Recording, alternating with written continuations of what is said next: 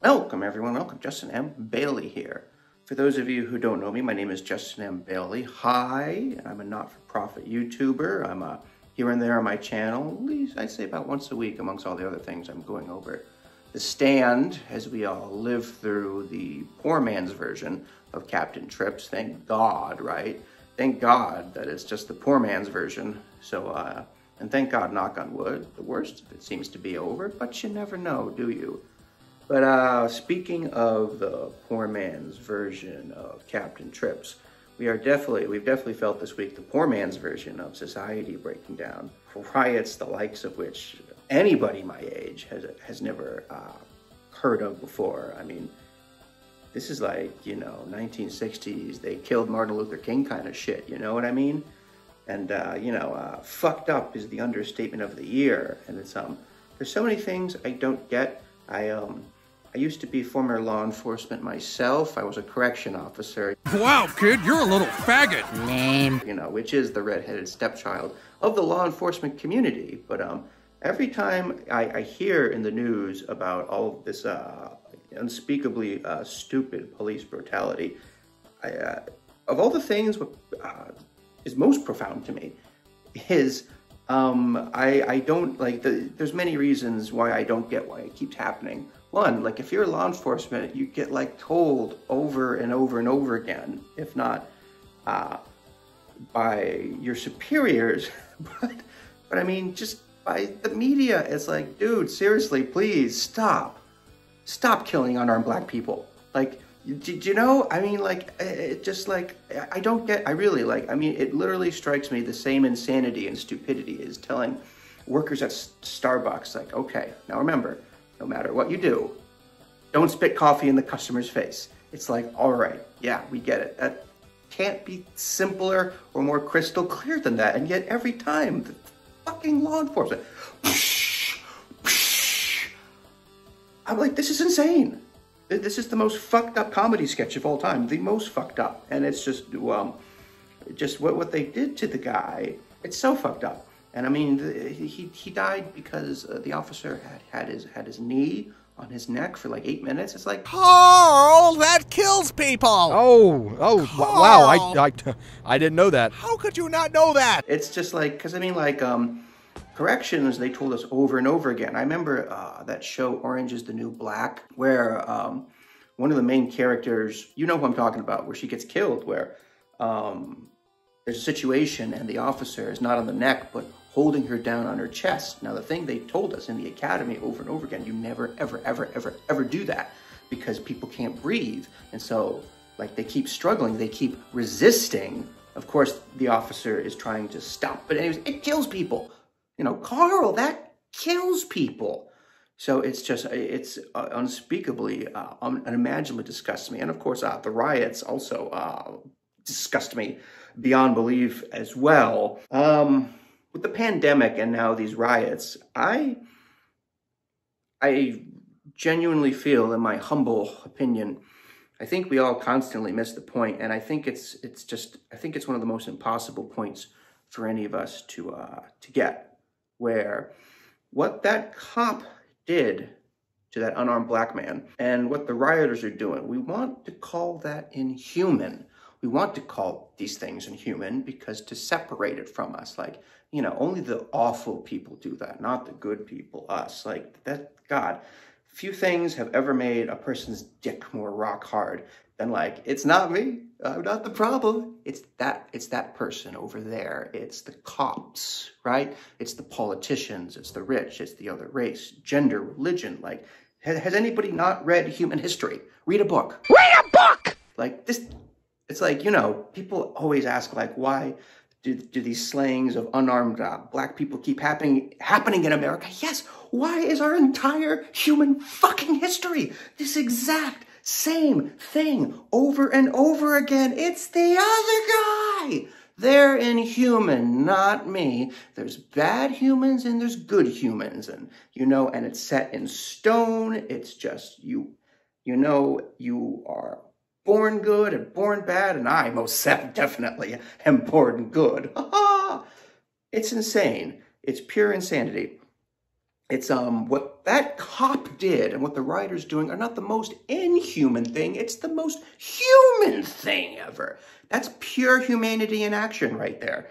You know, I mean, the most human acts ever are writing fantastic symphonies and creating wonderful art, and maybe a good YouTube video here and there, and murdering, killing, destroying, and torturing better than any animal ever created. Those two things are the most human thing ever, because every single human on this earth, every single one of us, is the most beautiful, magical, astounding, and divine, simultaneously terrifyingly savage, vicious, murderous creature. Each of us totally has it in it to smash a baby's head against a rock and eat their brains and make a symphony. And you know, if either of these things make you queasy and sick, too fucking bad, you know? And that's the thing too, since it makes people so queasy and fucking sick, like nobody ever wants to deal with it, which is why getting back again, well, I don't want to deal with my shit. Do you know what I mean? I don't want to deal with the Pennywise the clown in my sewer. It's always the other guy. And like, which is once again, all the more reasons why I am so happy to be as separate from other people as possible, because it's pure insanity. You know, Epicurus was a smart son of a bitch, to say the least. I'm going to catch your breath.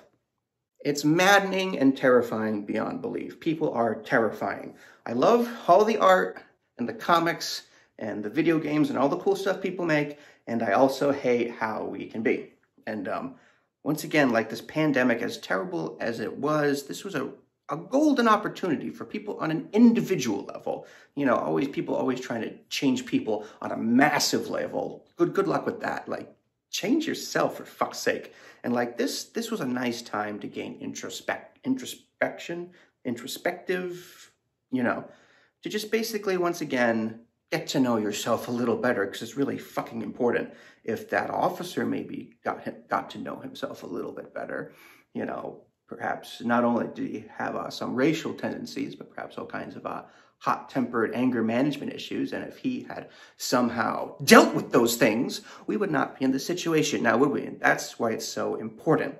So just a rant like a crazy lunatic for a bit. It's like, but nobody wants to do that, do they?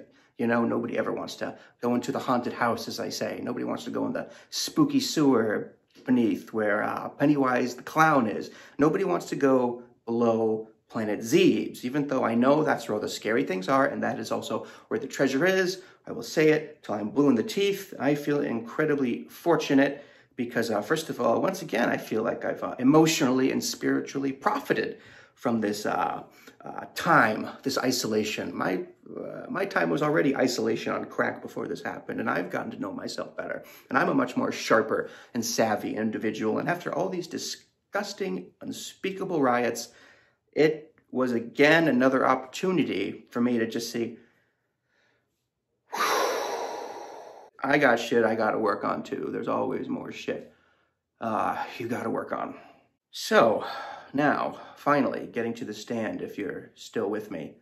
Speaking of fights and conflicts and insanity, Franny, who, as you know, is one of my least favorite characters in all of fiction, she's gonna have to take a stand where she's gonna have to face her mom, her controlling and vicious, despicable mom, and tell her in her parlor, the place where the mother's parlor is a lot like my basement, where I keep all my comics, books, pinball machines, and Transformers collectibles, where it's her place.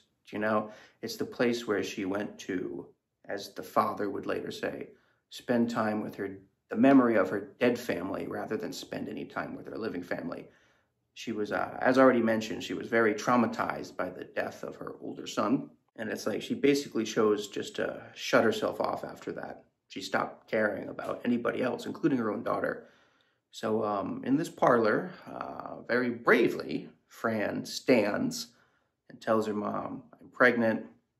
As you can imagine, it doesn't go well at all, you know, because definitely Fran's mother is one of those what will the neighbors think kind of person. And she's like, get out of here. I don't want you here. You won't get any money from me. And the father steps in and like takes his stand finally. And, you know, sticks it to her, slaps her even, man, which is interesting to point out because Fran basically dogged and provoked the boy who got her pregnant until he lost it. And he slapped her, right? And I can see how lots of people would be unspeakably offended, and that's the wrong thing to do. And yet when the father, in defense of Franny, this insane mother, slapped the mother, a lot of people would be very, say, yes, that's the right thing. So when is it okay and when it is not okay to slap, right? You know, and there is an answer to that, but it's just, I bring it up because I don't think slapping's right at all, but I empathize very much with when the boyfriend did slap Fran. If for any reason, like, first of all, you could take a creature as nice as a golden retriever. If you provoke him, it'll snap at you. Do you know what I mean? And it's like, even though it's very wrong to physically hit anyone, it's like she was like emotionally like just stabbing him and stabbing him, and like, you know, it was a giant sneak attack. So it's not right to slap, and it's not right to for Fran's dad to slap the mom either. So I don't know, just something I was thinking about. But either way, I also thought about, like he said to the mother, you've had that coming for 10 years at least, that schlap.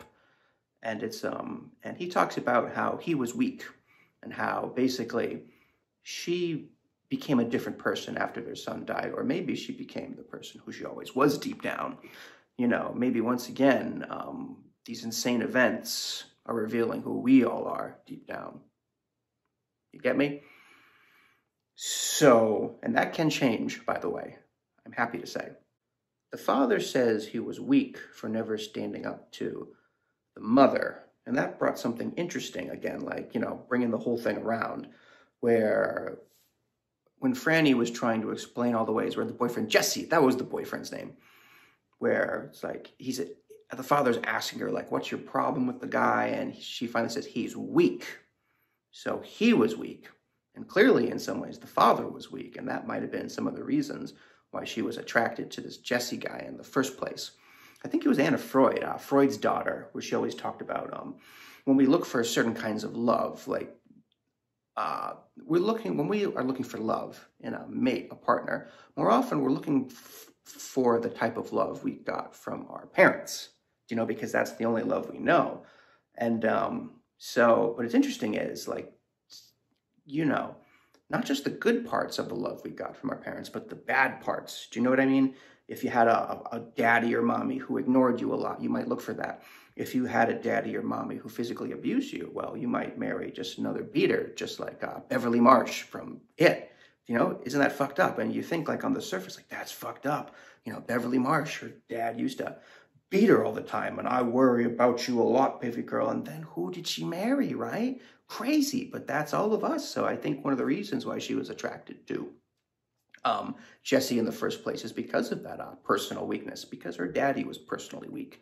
It was weak where, you know, maybe he just liked too much being the good guy, you know, where he liked being Franny's good guy. Do you know what I mean? Like, you know, the mom is the bad guy, but me, oh, Franny, I love you, and I'm the good parent. Do you know what I mean? Which is pretty fucked up when you think about it, because, like, that shows less care for the wife, and it's like, that's not a healthy, you know, that's not a healthy relationship right there. So they're the crazy mom. Well, like, that's not just her too, even though she might have revealed her true stripes. It's this dad too. So all the more reason why I don't really have a lot of sympathy for Franny. I don't have a lot of sympathy for her family. You ever see that show Transparent?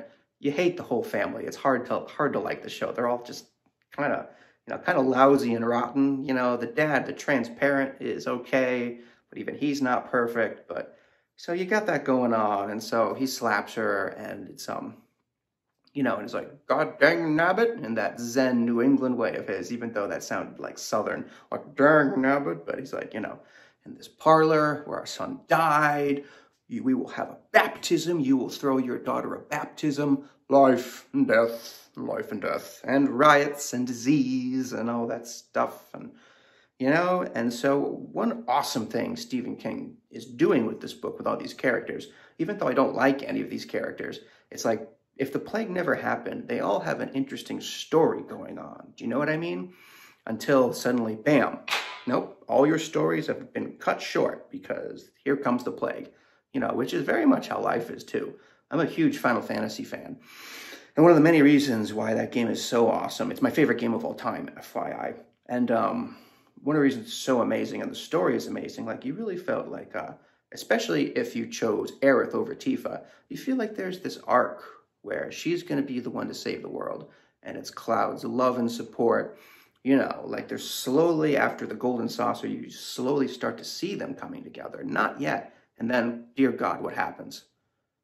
The most heartbreaking thing to ever happen in a video game. And on a side note, it was really painful too, because it wasn't just you watched her story arc growing. You were actually literally building up that character, her levels, her spells, and then just like that. But you know, that happens sometimes. Sometimes a giant Sephiroth katana blade comes out of nowhere. Sometimes a pandemic or a riot happens, and it's just so very sobering. And once again, even though I will constantly criticize parts of this novel, those parts, really amazing. And that's why Stephen King is the king. Also, what do we got going on? We got Stu Redman, where he's in the Atlanta facility, and he took a stand, and a doctor, military personnel finally comes in to tell him what's going on. And, you know, Stu Redman freaks out and blah, blah, blah. But he's like, all right, Dag Nabbit, I'll take your tests and stuff. And, you know, he's stuck there. He's horrified that basically everybody who was on the plane with him, flying to the facility, all dead. Disease killed them all. And he like yells at them, and he's just like, what the fuck did you people do? What the fuck did you people do? Because that's what we always want to know, right? We all want to know who's to blame. And he's just like, everyone's to blame. Nobody's to blame. So many things had to go wrong for this to happen, which is definitely what you could say about our current situation. But, you know, we don't want that. We just want to know who to shoot, who to riot at, who to kill, right? Very, very human. And speaking of very, very human, this is where we get introduced to another main character of the book, one of the villain characters. Damn it, I can't, Lloyd Henry. Haha, I got it. A couple of dumb idiot criminals, you know, and just one of those things where, once again, as a former law enforcement, as a former correction officer, as might expect, I've developed a lot of loathing and contempt for criminals, and not all criminals, just most criminals, you know. Some are like, I really do not philosophically or morally agree with what you're doing, yet I get where you're coming from, if that makes sense, okay? But these kind of dumb-ass shit criminals, where they're just dumb as fuck and they cause so many problems, I really, really hate them a lot. And they're usually, obviously, they're the ones always get caught. You know, this isn't 100% true, but, you know, usually it's the dumbest criminals. They're the ones that usually get caught. Smart criminals get caught all the time, too, because there's a thing called snitching. What do they like to tell you? Nobody snitches. Everybody snitches, or the entire legal system would not work. If it wasn't for snitching and plea bargaining, we would have, let me put it this way. If nobody ever, for let's say everybody went out, everybody who's a criminal went out and committed crimes, got arrested, refused to plea bargain or snitch, the entire system would fall apart in a month. So there you go. But once again, getting to wrapping it up what we were talking about, even though I really want to point the finger and talk about how I don't like criminals, but I especially despise these kind of stupid criminals. Once again, that's me trying to separate myself, because it's think of how incredibly stupid and how much problems, if you engage in these activities, how many problems it causes you. Crime, yes, gambling, adultery, drinking, drugs. And yet, like, you know, why do we do any of these things? They're all, you know, these things hardly ever work out well. For a small few, it does. Most of us, think of how much headache and agony it causes us. And yet, why do we do it, right? You know, today will mark, I'm 10 days sober, because like I totally got back on the wagon. I had like 6 weeks of sobriety, and then like 6 weeks of not as bad as I used to be, but not great either. Oh man, that kid can pop out any second. I'm back on the sober train. And especially now after I read that book, and that I know that you know, I thought that I was being clever, I thought that, I'm just going to I beat this thing. Stupid. I'm going to have a 6-pack tonight because you know what? Just chill. Here's to me. Oh, God, that's like a couple of cracks in the dam. That thing will pop before you know it. So now, today marks 10 days sober again. With my little son,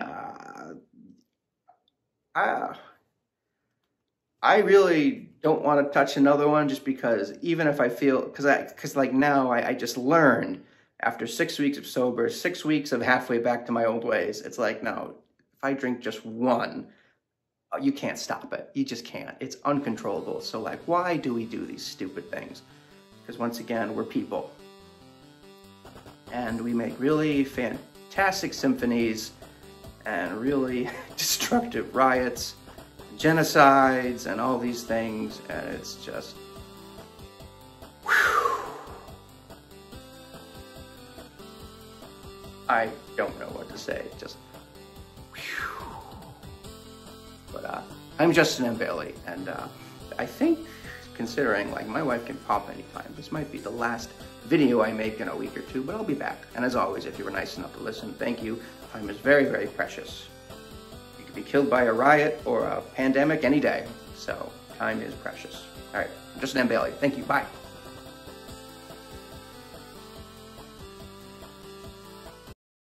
Check out my nice hot body. Come on, my body. Wow, kid, you're a little faggot. Lame.